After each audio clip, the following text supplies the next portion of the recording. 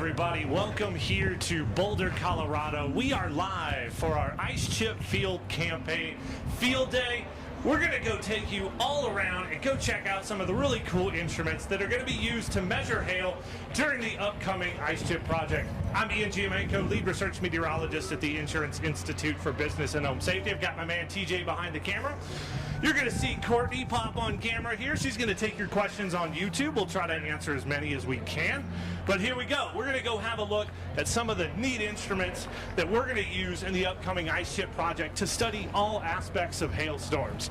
That's everything from looking at the environments that these storms are embedded in, all the way down to the properties of hailstones themselves. So we're going to have a look here. This is one of the neat unmanned aerial vehicles. This is the Raven drone from the University of Colorado here.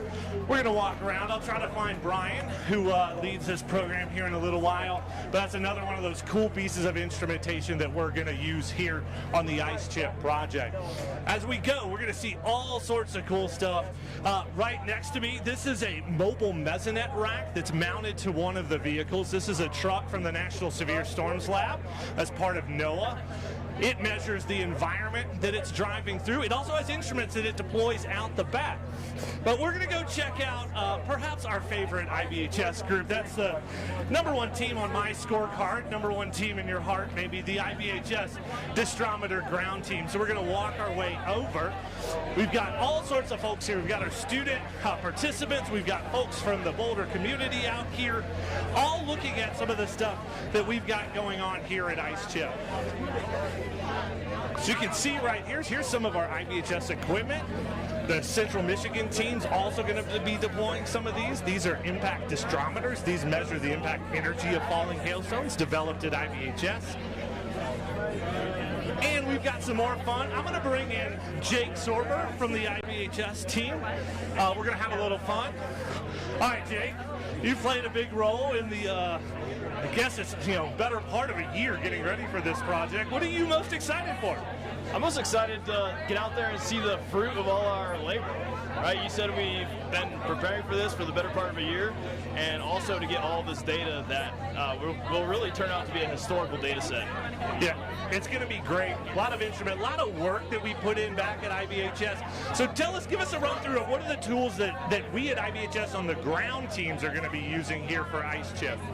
Yeah, so traditionally, we started using calipers and scales to measure the physical characteristics of hailstones so that we could replicate those back in the lab setting. And then in 2016, we implemented the impact disdrometers. And so now we have a fleet of 24 impact disdrometers. And so we'll be able to take those out and deploy them in front of a hailstorm and gather information like size distribution and how that varies across the swath, concentration, how that varies across the swath, and then take those crushers out that we're going to be using that measures the hardness of a hailstone or the compressive strength of a hailstone so that we can get an estimate of how that hailstone is going to damage materials. Yeah, cool stuff, Jake. We're going to go take a couple steps to my left over here. Jake, I'm going to keep you with me. We're going to go look at a couple roofing panels that are going to be deployed by the Northern Illinois University team helping us at IBHS. Jake, tell us a little bit about these panels. Yeah, so a lot of what IBHS does is studying damage potential of hailstones on building materials. And so what we want to understand is how actual hailstorms damage roofing materials. So on my left here is a metal roofing panel, and what we want to see is at what size do hailstones start to leave noticeable impressions on these metal roofing panels. And then on my right side here we have a synthetic composite shingle, which is really one of the new materials that we've seen come out in the roofing industry. And we're really just wanting to see how many hail exposures these panels can withstand. And how long does it take to get damage to these panels, or how big does the hail have to be in order to damage these panels? Then if we deploy these next to our instruments that collect kinetic energy flux, we can take that kinetic energy information and then compare that to damage severity and back out a relationship between those two variables. All right, a lot of the focus, that's Jake Sorber from the IBHS team, research scientist at IBHS. Jake talking about our role from IBHS on the ground teams, and that's where a lot of the work that we do at our research center really comes from, taking all this data that we collect in the field, taking it back to the lab, look at material performance. Now, you may have noticed, looking behind Jake is a really big dish on a really big truck. This is the COW, or the C-band Doppler radar on wheels. It is a C-band radar that's not that dissimilar to some of the TV station radars you may see. C-bands have a pretty wide range, and that C designates the frequency in which that radar operates. So that radar actually has its own crane. So it comes apart. Each day it gets reassembled in its deployment location, hopefully within our target areas, obviously the goal. And that radar is going to capture the full evolution of whatever the target thunderstorm that the project is working that day is. So it's one of the critical pieces. If you think back 40 plus years ago to the last major experiment that we did focused on hail like this, we didn't have technology like this at all. So let's keep walking our way around. We're going to go walk around. And I see somebody who I definitely want to talk to real quick. Russ Schumacher, Colorado state climatologist. He's got one of the, I'd say, the old school measurement devices of hail. So Russ, I want you to talk to us a little bit about hail pads. Yeah, this is very much the low tech part of ICECHIP, is making measurements with hail pads. But these are still some of the most, most complete way and robust way to measure hail when it falls is this very simple procedure of a piece of styrofoam, wrap it in heavy-duty aluminum foil, and then when the hail falls, it makes dents. You see how big the hail is, if it's coming in at an angle, how much there is. These obviously examples here are not the really big hail that the ICECHIP team is kind of most interested in, but certainly you could destroy one of these if you've got the 2-3 inch hail in there. So these are measurements that people can make in their backyards. Our role in the project is through what's called COCORAS, the Community Collaborative Rain, Hail, and Snow Network. It's a network of volunteers all around the country and around the world who make rainfall measurements most days, but then if hail falls, they can measure that as well and report it. And it's super helpful data for the researchers involved in ICECHIP to understand where the hail fell, where it didn't fall, how big it was, all of those kinds of things. All right, thanks, Russ. I got one last question for you. You got a chance to work with us a little bit on our Colorado State record hailstones, which I think you have one right here. So just talk to us a little bit about that process. Yep, so this was the previous Colorado State record from 2019, 4.83 inches in diameter. And then this was surpassed by a hailstone that fell in 2023 in August that was 5.25 inches in diameter. And yeah, we've worked with Ian and the IBHS team to get these 3D scans of these hailstones, which are obviously useful for your purposes very much, but these are also just a great educational tool, right? We've had the table here today, and the kids and the grown-ups come by and sort of marvel at how big this hail can be. And I think it raises awareness of the huge damage that hailstorms can cause, which are a big motivation for this project. Yeah, absolutely. Well, Russ, thank you, sir, for speaking with us. Yeah, you heard a little bit about some of the more low-tech, but hail pads are really a lot of the root of where hail science even started. It's one of our simplest and most effective ways to measure hail, and you too can participate by keeping track of those hail reports that may fall in your yard. So check us out on all the socials, the ICECHIP project as well as IBHS as well. If you've got any questions out there, please throw them in there. We've got Courtney behind the scenes. She'll chime in. We'll try to answer those as best we can. We'll keep walking our way around the ICECHIP project, showing you all the cool stuff we've got coming up for this project. Weather balloon launch. All right, so we got a little fun. We've got Victor Giancini over here from Northern Illinois. We're going to launch one of our wind suns, and that's one of our smaller weather balloons that are going to be used during ICECHIP. So I'm going to grab Victor here while Jason Keeler's busy from the Central Michigan team. We're going to walk our way over and show you all the fun. So Victor, I want you to tell us a little bit about what the windsons do. Windsons are great. They're basically weather balloons. They have instruments attached to these balloons that can measure temperature, humidity, wind speed, and wind direction. As you'll notice when you pan over to take a look at these balloons, they are a little bit smaller than a normal weather balloon, which can reach up to 5-6 feet in diameter. And as they get even higher in the atmosphere, as the pressure decreases, they'll get even larger. These windsons are a little bit smaller. They won't get as high in the atmosphere, but they tell us really critical information about temperature, humidity, wind speed near the ground, and we need need that to understand the type of environment that the storm is in, and that will ultimately help us understand if we get hail at the surface, what type of parameters, what type of variables were there. So we're gonna launch this balloon. I'm gonna step back and we'll do a countdown first. Hold on, CMU crew, we're gonna count down on this. Yeah, we're going to do us a fun countdown on our Winson launch. The sensor package on Winsons is actually a lot smaller than a typical weather balloon might be launched from the National Weather Service, or even part of ICECHIP. We have other weather balloons, and these are meant to follow specific trajectories into the thunderstorm. And you can see it's small. It's more like a balloon you might use at a birthday party, but it's got a sensor package that's contained in a little cup, not that different from a styrofoam coffee cup in terms of its size, and that houses the instrument package as well as the radio antenna.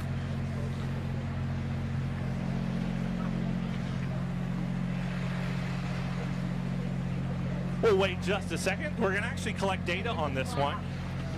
I'm standing behind the SON team right now. There's TJ right there. I'm going to wave to the camera just a little bit so you can see all of us fun folks here at ICECHIP Media and Field Day here in Boulder, Colorado. We're live here with the IBHS YouTube channel. Again, if you've got questions for us, throw them in the YouTube chat. Also hit that like button for us, please. And it's been a fun afternoon looking at all the cool instruments here at ICECHIP. So I'm going to let Victor count us off here when we're ready to go. Yeah, as soon as we get disconnected, we're ready to go. Can I have a countdown? 5, 4, 3, 2, 1. And there we go. You see the balloon quickly ascend. It kind of tumbles a little bit, carrying that sensor package.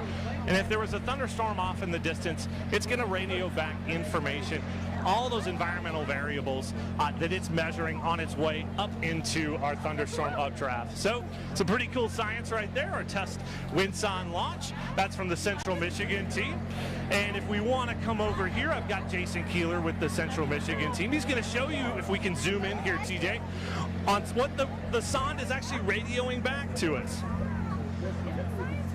High up that radio sonde is, and we see how high it is above ground level there. And I can switch over to some of these panels here that'll show the data as it's coming in terms of our wind direction, our wind speed, and then we have our temperature profile in red and humidity profile in blue. We can see how much warmer it was surface there. We're over a parking lot here, so not surprising. We've got a really warm air above the ground, and that's dropping off pretty quickly. Now, normally we wouldn't be launching that over a parking lot, but we can still see, how that environment is changing as you go up in the atmosphere of our wind direction, changing as we go up. And our wind speed has been pretty steady there, of around just about 7 meters per second. All right, Jason, thank you, sir. That's Jason Keeler with the Central Michigan team, who's also helping our IBHS team out with deploying a set of impact disdrometers as well. We'll go find John Allen and pester him here in a little bit. But we'll keep walking around, taking a look at our ICECHIP instruments today. I'm going to turn my back real quick to you guys. We've got one more of our mobile radars. Its generator is running. This is another C-band system. It's a little smaller than the cow we looked at earlier, and it's fully mobile. It doesn't come apart. It doesn't need assembly at its deployment site, and so it can travel along and collect all that radar information. So we're going to have multiple radars that can give us a complete picture of what our thunderstorm actually looks like. So pretty cool stuff. That's our C-band fully mobile. We call it the mini cow for short. Actually, I'm sorry, this is Dow A. And again, it's fully mobile, so it doesn't need to come apart like the bigger C-band we looked at earlier. So we've got planned for 4 mobile radars on the project. This will enable us to sample really the entire thunderstorm here. So I'm going to grab one of my friends next. This is Dr. Becky Adams-Seelan. Becky is one of the lead investigators and has been working to pull this entire project off for what we've been going on almost 6 years, right? All right, Becky, this is our Sumo station. Tell us a little bit about it. All right. Do you want me to hold it? No, I got it. All right. I got it. The Sumo, our Super Mobile Hail Observatory, was designed by the Canadian National Northern Hail Project. We were able to ship several of them down, and some of our researchers came with us. So basically what you've got is a large funnel with a handy kind of rubber type of material here. you would be surprised how difficult it is to get the correct material and height of funnel so that, number one, the hail doesn't shatter, and number two, it doesn't bounce out. Hail likes to bounce. So yes, they've tested it with a bunch of different range of sizes. It falls down in here. You see a lot of holes because it separates out the rain. And then we come all the way down to the bottom to our battery-powered mobile freezer. So if all goes as it's supposed to, we stick to our 4 of these out in the storm. We get out of the way, and then we come back, and our large freezer full of collected hail just happens to be nicely waiting for us. In addition to collecting the hail, we also have, this is a waveform radar. This measures the terminal velocity of the hailstones as they fall.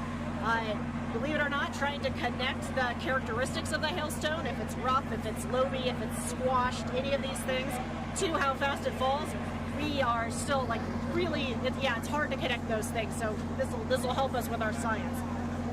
Also an anemometer, basic, but hey, if it's wind-blown hail versus just straight falling hail, you get a lot more damage. So yeah, we need to know how fast the wind is. Finally, good old-fashioned hail pad. I mean, old technology, but it's still great. If you want a full measure of the size distribution, the hail pad gets you there.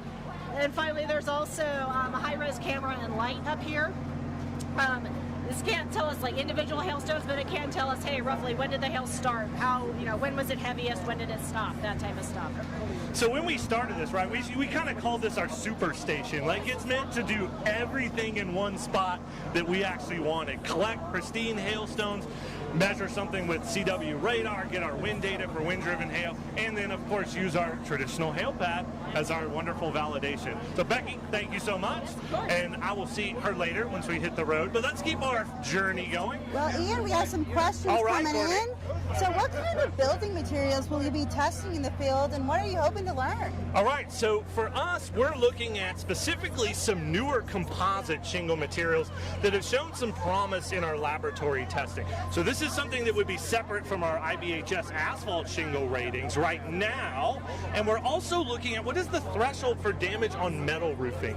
We know a lot of folks, those dents that show up on your metal roofing, what is the threshold of hail sizes that those materials can take, along with really putting them through their true durability paces.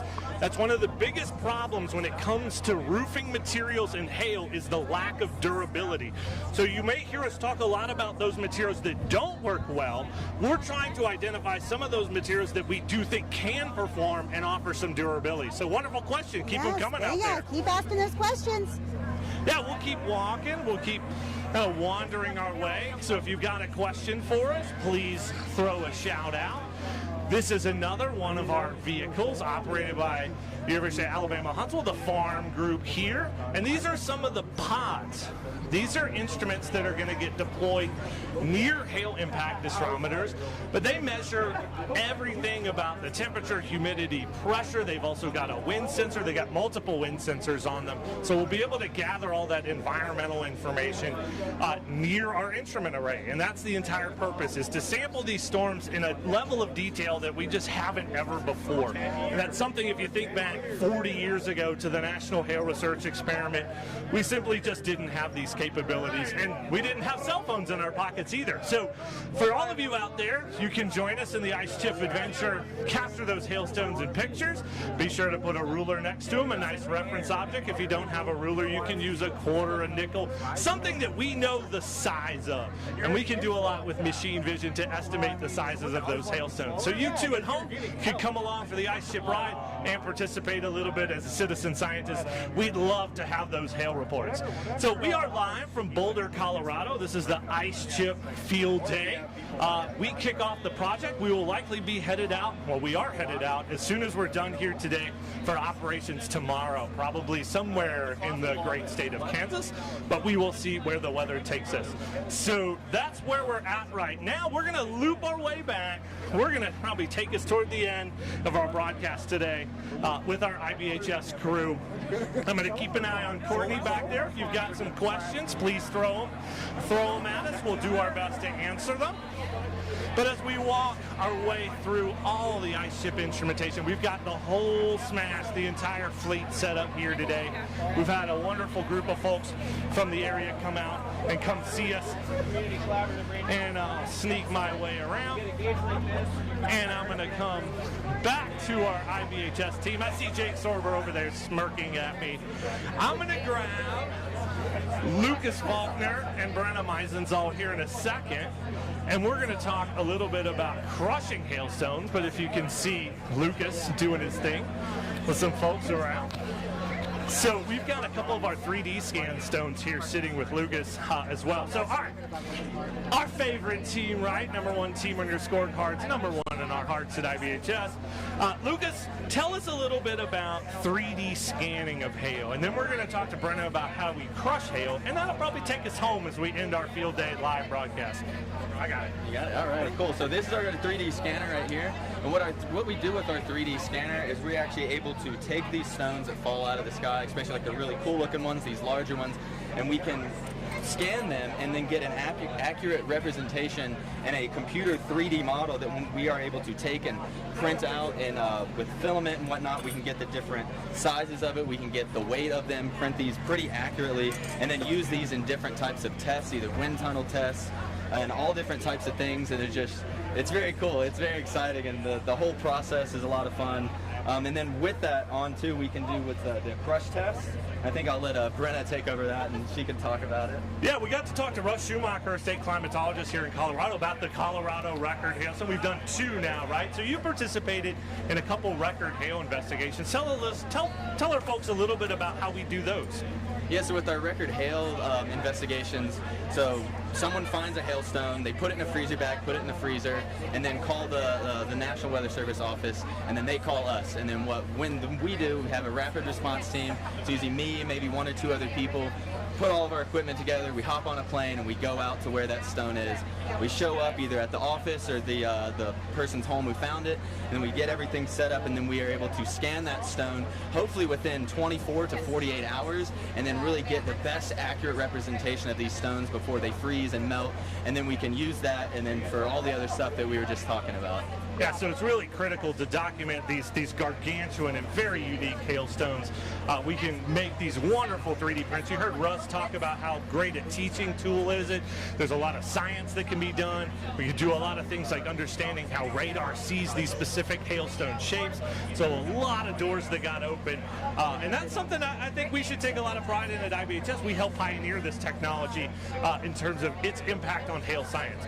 All right, Brenna, we're going to talk about this fun device here. What are we looking at? So we're looking at our crusher. It's just a clamp that you can get at Lowe's or Home Depot, and a load cell. And I've got our one of our stress wells on here just to demonstrate it. But what this does is we can crush hailstones and get the force it takes to do that. That will determine whether it's more of a hard hailstone or a soft hailstone. And that's something that's somewhat of an unknown of why some hailstones are harder or softer, and then how those stones actually impact like roofing material. But that's what we hope. One of the things ICECHIP can tell us is the atmospheric side of why we're actually getting some of the different types of compressive strengths with hailstones. Yeah, I think that's one of the ones that excites me the most. We're going to have 6 of these. We got 6 teams crushing hailstones, and we saw that Windson launch. All those weather balloons are going to tell us about the environment that was producing those hailstones, and maybe we can find, hey, what are those fingerprints of things about the environment that tell us that we're going to have hard hail, or maybe going to have really soft hail, things like that, everywhere in between, all those flavors of hailstones. So, Courtney, I think we've got a question here from one of our viewers. We're ready to wrap, and so Ian, I'd love for you to tell the folks at home how they can learn more about IBHS research, and if you want, tell us more. You know, we have more questions in the chat after the broadcast. We'd be happy to answer those questions, but tell the folks at home how they can learn more about IBHS research. Yeah, to follow us again on all the social media platforms, but go to IBHS.org. It's the one-stop shop for all the information that comes from us, all the research work we do, but also all those wonderful tips and things to do to make your home ready for the next severe weather event, whether it's a hurricane, a severe thunderstorm, or even a wildfire. We've got all of that stuff at IBHS.org. But again, You want to give the viewers where to find us on social? At IBHS_ORG, Instagram, X, Blue Sky, Facebook, LinkedIn. You can find us almost anywhere. We'd love to connect with you. Comment, like us, follow us. We'd love to talk with you. All right. Well, that'll do it here from ICECHIP Field Day here in Boulder, Colorado. Please follow us along, come along for the ride, and we will see you next time.